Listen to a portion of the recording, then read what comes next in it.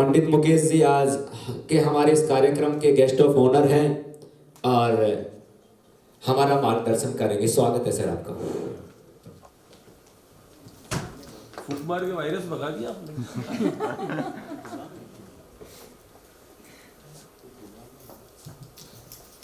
जब ज्योतिष की बात होती है और भगवान शिव की बात ना हो, जो त्रिकालदर्शी हैं, जो इस संपूर्ण जगत के आधार हैं,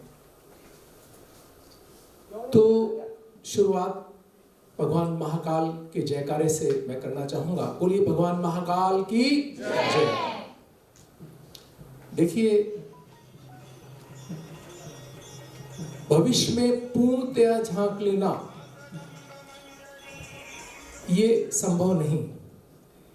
ईश्वर ने इस ज्ञान को अधूरा बनाया है, अधूरा, क्योंकि पूर्णतया भविष्य में देखना केवल ईश्वर ये कर सकते हैं, इंसान नहीं कर सकते। इस सत्य के साथ हमें इस ज्ञान को सीखने की मंशा रखनी चाहिए। कोई भ्रम, कोई अपने मन के अंदर ये अति विश्वास या कोई ऐसा अहंकार नहीं आना चाहिए किसी भी ज्योतिष के जिज्ञासु को, या जो जान लिया है जिन्होंने, वो तो खैर ये जानते ही हैं कि सर्वाधिक जो सत्य कथन है उसकी एक सीमा है। इसका एक कारण है। जैसे हम देखते हैं कि मेडिकल प्रोफेशन में डॉक्टर्स को देखते हैं, वो हजारों बार जीवन बचा लेते हैं, हजारों बार जीवन बचा लेते हैं, लेकिन वो कभी नहीं कह सकते कि वो हर बार बचा लेंगे। हर बार नहीं बचाया जा सकता। वो हमेशा ये कहते मिलेंगे आपको डॉक्टर्स कि हाँ, हम प्रयास कर रहे हैं, लेकिन अंतिम स्थिति ईश्वर के हाथ में। तो अंतिम स्थिति ईश्वर के हाथ में है, ये एक ऐसी बात है जो मानवीय सीमाओं को रेखांकित करती है। ज्योतिष भी उसी के अंदर है। आपके हजारों कथन सत्य हो सकते हैं, आपकी गणनाएं सत्य हो सकती हैं, लेकिन ये सब ईश्वर की साधना। और जैसा कि अभी बालमुकुंदाचार्य जी ने कहा कि ईश्वर जब आपको, आपकी साधना का पक्ष मजबूत हो, आप कितने डिवोटी हैं, कितने अहंकार रहित हैं, कितने आपके अंदर आपने अपने आप को जोड़ लिया है ईश्वर से, ये इस पर निर्भर करता है कि आपकी ऊंचाई क्या होगी। और हर बार हर व्यक्ति के साथ, हर आने वाले जो आपके पास में जिज्ञासु हैं, उनकी हर एक की आप नई शुरुआत अगर मान के चलेंगे कि ये जो व्यक्ति आया है, पहले के पूर्व कथन आपके क्या थे, आप किनसे कितनी अच्छी भविष्यवाणियां पहले कर चुके हैं, या क्या आपका जो है योगदान रहा है ज्योतिष में, उसको भूलकर हर बार ईश्वर से प्रार्थना करें कि ईश्वर, ये जो व्यक्ति आया है, इस व्यक्ति को आपका मार्गदर्शन मिले, आप मेरे द्वारा आपका दिया गया ज्ञान का क्या लाभ ये व्यक्ति ले सकता है, ये एक प्रार्थना के तौर पर आप रख सकते हैं। अगर ऐसा करके आप शुरुआत करते हैं तो आप देखेंगे कि आपके भविष्य कथन के अच्छे होने, बढ़िया होने की संभावना बहुत ऊंचे दर्जे पर रह जाएगी। लेकिन फिर भी गलतियां और जो त्रुटियां होने की संभावना फिर भी है। उसका भी एक रीजन है। उसका रीजन ये है कि जिस तरीके से हर किसी पेशेंट को हर डॉक्टर ठीक नहीं कर सकता। आप एक सर्दी जुकाम के लिए जाइए, डॉक्टर आपको दवा देंगे, लेकिन आप ठीक हो भी सकते हैं और नहीं भी हो सकते हैं। ये स्थिति लगातार हमारी बनी रहती है। आप किसी और डॉक्टर के पास जाते हैं और पहले वाले डॉक्टर ने चाहे जितना अपना योगदान दिया हो, चाहे जितनी अच्छी आपको मेडिसिन दी हो, बहुत अच्छा आपको इलाज करने की कोशिश की हो, कोई जरूरी नहीं है कि आप स्वस्थ हो जाए। और किसी एक डॉक्टर के पास गए, उसने आपको एक पैरासिटामोल, एक एंटीबायोटिक, एक जो मल्टीविटामिन दिया और आप ठीक हो गए। इसके मायने ये हैं कि आपकी कुंडली के अंदर, उस व्यक्ति की कुंडली के अंदर उस डॉक्टर से ठीक होना पहले से ही निर्धारित था। जब आप ज्योतिष पर बिलीव करते हैं तो इस बात पर आपको बिलीव करना ही होगा कि जीवन बहुत कुछ निर्धारित है। ज्योतिष का मतलब यही है, आप देखने का मतलब ये, आप देख के बताते हैं तो इसका मतलब आप पहले खुद बिलीव करें कि हाँ, जीवन के अंदर जीवन पूर्व निर्धारित कार्यक्रमों के माध्यम से आता है। एक बात तो जब ये तय हो गया कि जीवन पूर्व निर्धारित कार्यक्रमों से आता है, तो आप बदल कितना सकते हैं इसकी संभावना, इसकी सीमाएं आपको पहले से ही पता है। आप बहुत कुछ नहीं बदल सकते। जीवन आप जान सकते हैं, आप ईश्वर की साधना और अपने कर्मों को बदल के जो थोड़ा बहुत उसी के अंदर बदलाव की जो सीमाएं दी गई हैं, उन सीमाओं के अंदर ही जीवन को बदल सकते हैं। तो कोई अहंकार ना करें, कोई एक ऐसी चीज नहीं लेके आएंगे जिसमें आपको ये लगे कि आप बहुत ज्यादा कोई परिवर्तन जीवन के अंदर ला सकते हैं। एक और महत्वपूर्ण बात है, ये जो जीवन है ये बिल्कुल, अब जो अकाउंट समझते होंगे, जिन्होंने कॉमर्स पढ़ा होगा, या सिंपल अकाउंटेंसी की बात है, जैसे एक फिक्स डिपॉजिट होता है, कर्म की प्रधानता के अनुसार ज्योतिष का निर्धारण हम करते और मानते रहे हैं। तो जो आपके पूर्व जन्मों का जो संचित पुण्य है वो आपकी फिक्स डिपॉजिट की तरह से है, एफडी, कि आपने एफडी मान लिया उसको, और उसके आधार पर जो ज्योतिषाचार्य हैं वो तो इसको समझते ही हैं, जो ज्योतिष की जिज्ञासु भी यहाँ बैठे हैं उनके लिए भी ये बात हो सकती है कि एक एफडी है जिसका आप सिर्फ इंटरेस्ट ले सकते हैं, यानी ऐसे पुण्य कार्य जो जन्म जन्मांतर तक आपको पुण्य देते रहेंगे, वो कार्यों का सिर्फ आपको इंटरेस्ट मिलेगा। एक करंट अकाउंट की जैसे एक पुण्य का खाता है जिसके अंदर आप आज डालिए और आज ही निकाल सकते हैं। आप देखते होंगे जितने भी संत महात्माओं का आशीर्वाद और जो आपके तुरंत किए गए पुण्यों का प्रभाव जो आप तुरंत ले सकते हैं, वो उस अकाउंट के माध्यम से आता है। आप ऐसा परिकल्पना कर सकते हैं। ये परिकल्पना है, मैं आपको बता रहा हूँ, जो आपको अपने कार्य और अपने जो आने वाले लोग हैं उनको ठीक से अपने दायित्वों की पूर्ति के अंदर आनंदित करेगा। और तीसरा अकाउंट है सेविंग अकाउंट, यानी कि आप जो भी कार्य कर रहे हैं वो सेविंग अकाउंट में जा रहा है, यानी कि आपने अभी किया लेकिन संकट आने पर वो सेविंग आपके काम आए। तो निरंतर पुण्य करने की स्थिति, निरंतर आध्यात्मिक लोगों के संपर्क में रहने की स्थिति, निरंतर ईश्वर के स्मरण की स्थिति, निरंतर अपने गुरुजनों, अपने बुजुर्गों के साथ बहुत अच्छे व्यवहार और उनके सेवा की स्थिति, ये सब वो संचित जो सेविंग अकाउंट है उसके तहत आप इसको मान सकते हैं और उसके लिए लोगों को प्रेरित कर सकते हैं। जब प्रेरणा की बात आती है तो एक बहुत महत्वपूर्ण बात आती है जिसका जो संकट भी है और अवसर भी है। संकट इस मायने में हम देखते हैं कि आज जो हमारी सनातन संस्कृति है वो बहुत ही एक ऐसे दौर से गुजर रही है, वो या तो यहां से समाप्त होने की तरफ चल पड़ेगी और या बहुत ऊंचे उद्भव की तरफ, बहुत ऊंचाई की तरफ। ये हम पर जो आज की पीढ़ी, जो युवा हैं और जो आज धर्म के क्षेत्र में काम कर रहे हैं, आध्यात्मिक क्षेत्र में काम कर रहे हैं, वो इतिहास के अंदर बहुत महत्वपूर्ण रूप से दर्ज किए जाएंगे कि उनकी भूमिकाएं क्या थी, उन्होंने कैसी भूमिकाएं निभाई। इससे ये तय होगा कि इस सनातन संस्कृति का प्रभाव हो जाएगा या सनातन संस्कृति अपनी वापस ऊंचाइयों को पाएगी और देश और दुनिया के अंदर, चाहे हम यहाँ 20-50 लोग बैठे हैं, लेकिन एक भी व्यक्ति के मन में वो लॉ जो ईश्वर चाहते हैं कि जगे और लोगों को प्रेरणा के तौर पर हम आगामी पीढ़ियों को, आगामी बच्चों को दे पाए। आज यहाँ 5, 7, 10 बच्चे बैठे हैं, अगर ये इनमें से एक बच्चा भी ये लेके जा सके यहाँ से कि हम ईश्वर के प्रति पूरी तरह से समर्पित होकर के और इस सनातन संस्कृति के ऊंचाई के लिए कार्य करेंगे, तो आप बिलीव करें कि इस सम्मेलन के होने का हम सही मायने में लाभ ले पाएंगे। ये बहुत महत्वपूर्ण है, ये बहुत ही महत्वपूर्ण है कि हम हमारे दायित्व को सही तरीके से निभाएं।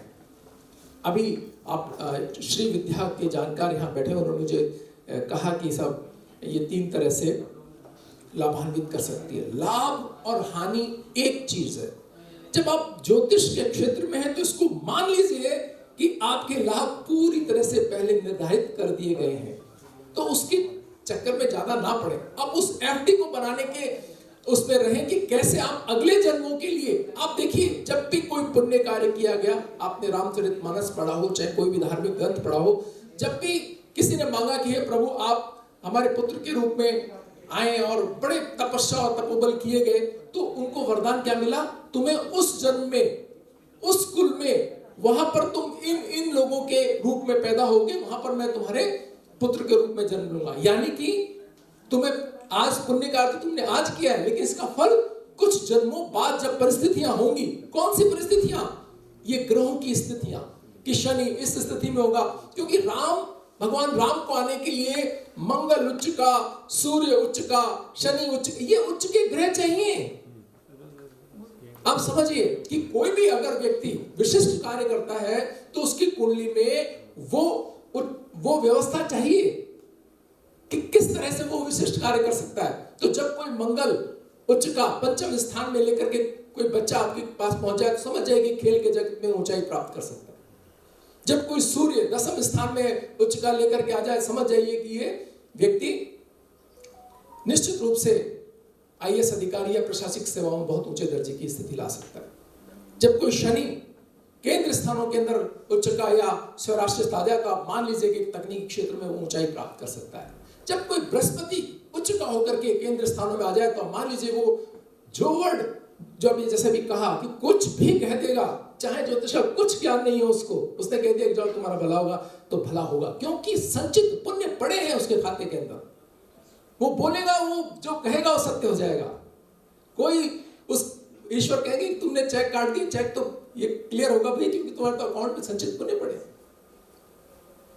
तो ये वो चीजें हैं जो हम आने वाले बच्चों की कुंडलियों में देखें, जाने और उनको प्रेरित करें सनातन संस्कृति की, जो हमारा पहला दायित्व है ज्योतिषाचार्य होने के नाते। जितने भी लोग बैठे हैं जो इस ज्ञान और इस ईश्वर के उन ऋषि मुनियों के बनाए हुए इस ज्ञान का लाभ लेना चाहते हैं, जो अपने जीवन को संवारना चाहते हैं, आपका जीवन तो संवरे, लेकिन छांटिए उन लोगों को, ढूंढिए उन लोगों को जो बहुत बेहतर कर सकते हो इस आने वाले सिस्टम के लिए। एक बहुत महत्वपूर्ण बात जिसके साथ मैं अपनी बात को विराम दूंगा वो ये है कि आप जितने भी लोग आपके पास आते हैं उनका एक व्हाट्सएप ग्रुप बनाइए। टेक्नोलॉजी का जमाना है, ईश्वर इस समय तकनीकी के अंदर प्रवेश कर चुके हैं। ईश्वर, अब आप देखिए सतयुग में जब आप ईश्वर का आह्वान करते थे तो ईश्वर तुरंत प्रकट हो जाते थे। आज वो स्थिति नहीं है। आज कहाँ है स्थिति कि उन ईश्वर से प्रकट हो जाते थे, अपन ईश्वर से कहते हमें भोजन चाहिए, आपको आशीर्वाद स्वरूप भोजन आ जाता था। सतयुग की ये स्थिति है। आप देखिए किसी भी ऋषि मुनि की तपस्या देखिए, वो जो तपस्या की बात मांगते थे प्रदान करना लाजमी था, मतलब जरूरी था, अवश्यंभावी था कि मंत्रों के माध्यम से हम मानते थे कि ईश्वर बंधे हुए, आपने तपस्या की, आपको उसका फल तुरंत मिलता था। आज कलयुग है, आप टेक्नोलॉजी के माध्यम से वही सब प्राप्त कर सकते हैं जो उस समय होता था। आज टेक्नोलॉजी में आप खाने का ऑर्डर करिए, आपको तुरंत यहाँ बैठे भी आपको आपकी टेबल पर, आप 7 नंबर टेबल बताएंगे, ग्रास फील्ड होटल का, वहां पर आपको खाना मिलेगा। आप जो भी चीज का पहनने के कपड़े, ये वो जो कुछ चाहेंगे सब आपको यहाँ मिलेगा। तो ये जो व्हाट्सएप ग्रुप है, ये टेक्नोलॉजी है, ये हमारे पक्ष में कैसे काम करे इस पर सोचना है। सनातन संस्कृति के पक्ष में कैसे काम कर सकती है टेक्नोलॉजी, ये सोचना है। ज्यादातर जो बृहस्पति और सूर्य प्रधान लोग जो ज्योतिष और इसके क्षेत्र में आते हैं, वो टेक्नोलॉजी में थोड़ा सा कमजोर होते हैं, थोड़ा सा कमजोर होते हैं। वो नहीं उस टेक्नोलॉजी को अकोमोडेट कर पाते, क्योंकि बृहस्पति उनको करने देता। वो अपने ईगो में ही इतने ऊंचाई पर होते हैं, सोचते हैं कि इसकी आवश्यकता मुझे नहीं पड़ेगी, तुम कर दो। अपने पास में खड़े हुए अपने शिष्य को या किसी को बोलते हैं यार तुम कर दो मेरा काम। नहीं, आपको ये ग्रुप बनाने हैं और उनको प्रेरित करना है कि जब कभी भी जो सार्वजनिक प्लेटफॉर्म ट्विटर, फेसबुक या इंस्टाग्राम पर कोई एक व्यक्ति भी अगर सनातन संस्कृति के विरुद्ध कोई एक शब्द भी लिख रहा है, बोल रहा है, तो उसको आप देखिए कि उसकी रेल बना दे। ये बहुत जरूरी है। इसका आप अनुपम उदाहरण देखें तो अभी सुशांत सिंह राजपूत केस में आप देखिए, एक स्टार की डेथ हुई और उसके चाहने वाले सिर्फ 5-7 हजार लोगों ने पूरे देश में क्या कोहराम मचाया। क्या ये कोहराम हम जैसे इतने हमारे शिष्यों की संख्या मिला दें यहां पर तो कितने लोगों की स्थिति बनती है, जरा सोचिए। क्या हम हमारी संस्कृति के हम उन लोगों को प्रेरित नहीं कर सकते? हमें करना चाहिए कि भाई कोई हम किसी के विरुद्ध या किसी के पक्ष में नहीं, लेकिन हम अननेसेसरी रॉन्गली क्यों कोट किए जाएं। क्योंकि बच्चे, जब हमारे छोटे बच्चे आज क्लासरूम और सब जगह पर आप टेक्नोलॉजी के माध्यम से ही पढ़ रहे हैं, तो वो अपनी संस्कृति और उसके बारे में जब देखते हैं, जानते हैं कि ये तो देखो सब लोग कितनी बुरी आलोचना कर रहे हैं और क्या हालत है, ये बिल्कुल ढकोसला है, ये ज्योतिष तो बिल्कुल बेकार की चीज है, जबकि नहीं पता कि सर्वाधिक एडवांस अगर कोई चीज है दुनिया के अंदर तो एस्ट्रोलॉजी है। अब बिलीव करें मेरी इस बात का, सर्वाधिक एडवांस। आप ये बात जान सकते हैं कि ये मंगल कब किस स्थिति के अंदर आएगा, सिर्फ पंचांग के माध्यम से। ये बहुत बड़ी बात है। तो आप अपने आप पर भरोसा करें, अपने लोगों को एकत्र करें और किसी भी ऐसी मुहिम में, किसी भी ऐसी चीज में जहां पर कोई रॉन्गली कोड कर रहा है किसी भी चीज को, चाहे आपके देवी देवताओं को, चाहे आपके विश्वास को ठेस पहुंचा रहा है, कहीं शब्दों के माध्यम से, चित्रों के माध्यम से, कोई जरूरी नहीं है कि आप हिंसा, जैसा कि अभी कहा कि हिंसा की आवश्यकता नहीं, बहुत ही अब तो सिर्फ उस जो टेक्नोलॉजी के माध्यम से, शब्दों के माध्यम से आप एक बार अगर ट्रोल करना शुरू करेंगे, लोग अपने आप बैक होंगे पीछे, वो समझ जाएंगे कि इसका कोई मतलब नहीं है। छिपे हुए नामों से, छिपे हुए विश्वासों से लोग हमला कर रहे हैं लगातार, इसे समझने की आवश्यकता है। अब जब आप आगे बढ़ेंगे, जब हमारे बच्चों को हम क्या देना चाहते हैं, वो महत्वपूर्ण ढंग से वो देखेंगे कि नहीं, इतने सारे लोगों ने जब इसको कहा है तो इसमें कुछ सत्यता होगी। हम चुप रहते हैं तो वो जो नेगेटिव अप्रोच करने वाले लोग हैं, वो उनकी संख्या ज्यादा दिखाई देती है, तो बच्चों को लगता है कि ये सही है। इस तरह से हम हमारी संस्कृति, हमारे विश्वास और हमारी उन चीजों को बचा सकते हैं, उनका विकास कर सकते हैं जो हमें बड़ी मुश्किल से ऋषि मुनियों के बहुत तपस्या से प्राप्त हुई। तो आप लोग विश्वास दिलाएं, आप लोग करेंगे ऐसा? Yes, sir. हाथ उठा के बताएं कौन करता है। वेरी गुड, बहुत अच्छा, धन्यवाद, थैंक यू।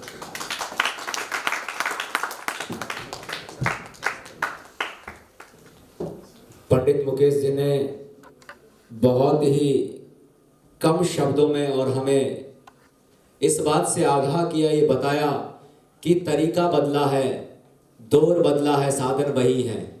जब महाभारत और रामायण के काल की बात करें तो जब योद्धा, महायोद्धा और ऋषि मुनि मंत्र का उच्चारण किया करते थे और जिस भी चीज की आवश्यकता होती थी प्रकट हो जाती थी। बस आज तकनीकी बदली है और हम बटन दबाते हैं तो वही हथियार पैदा होते हैं, बटन दबाते हैं तो सामने वाले के पास मैसेज फॉरवर्ड होता है। इस तकनीकी के साथ हमें चलना ही होगा। और ये बात मैं पहले भी अनाउंस कर चुका हूँ कि काफ़ी सारे लोग हमारी संस्कृति का मजाक उड़ा रहे हैं। हमें एक होना ही होगा, हमें जागना ही होगा। और आज की ये जो तारीख है 21, बड़ी इंपॉर्टेंट है, 21/2021 की इससे हम आगाज कर रहे हैं कि आज के बाद अगर कोई भी किसी भी कोने में, चाहे वो किसी जाति का हो या धर्म का हो, चाहे विदेशी हो, अगर कोई भी हमारे संस्कृति पर अंगुली उठाएगा तो हम सब मिलकर के इसका विरोध करेंगे। अब मैं यहाँ पर मंच पर आमंत्रित करना चाहूंगा, हमारे बीच कोलकाता से पधारे हुए हैं डॉक्टर स्वामी अद्वैतानंद नियागर तीर्थाजी महाराज, कि वो आए। और अभी आज के कार्यक्रम का आगाज बच्चों ने गणेश वंदना के साथ किया था, तो मैं बच्चों को आमंत्रित करना चाहूंगा और मैम को कि वो कुछ मोमेंटो ले, आशीर्वाद ले। महाराज आइए, एक बार बच्चों को सम्मानित करें। पंडित जी के द्वारा, मुकेश पंडित जी के द्वारा और स्वामी जी जो कोलकाता से पधारे हैं, वो बच्चों को मोमेंटो देकर उन्हें आशीर्वाद देंगे, जिन्होंने आज गणेश वंदना के साथ इस कार्यक्रम की शुरुआत की थी।